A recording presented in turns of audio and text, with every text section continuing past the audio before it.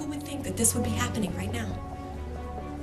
Whose boss kills someone else's husband? I think I'm a pretty nice person. I'm a very caring person. This was his way of working his masterful manipulation way into my life. And he stared at me and looked at me, and it was him the whole time. In my home? Yes, ma'am. Oh, they were recording me in my home. Yes, ma'am. That's fantastic. Yes, ma'am, it is. Okay, great, play it. Excuse me. I'm a pretty wholesome individual. Miss Sneiderman, you talked yesterday. I'm sorry, can I be called Mrs. Sneiderman, or is that not against the court rules? What is the question? It was unfathomable and unbelievable that it could be him. Someone that proposed to care about me, care about Rusty, care about my family, be a normal guy, be my boss, and he murdered my husband.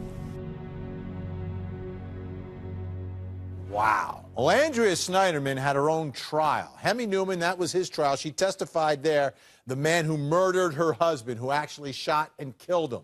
She was originally charged with murder. So, what was she convicted of?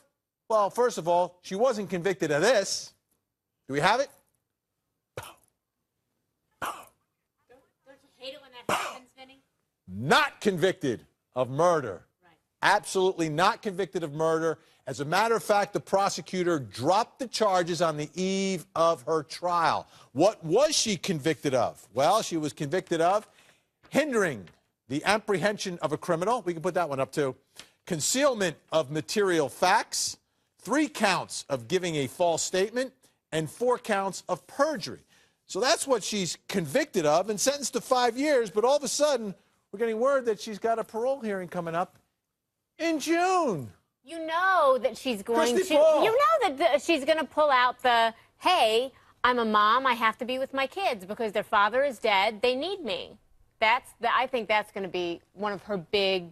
Joey, Reel you in. Yeah, and Joey, the fact that the prosecutor is the one who chose to drop the murder charges, anything related to that is off the table for the parole board, right?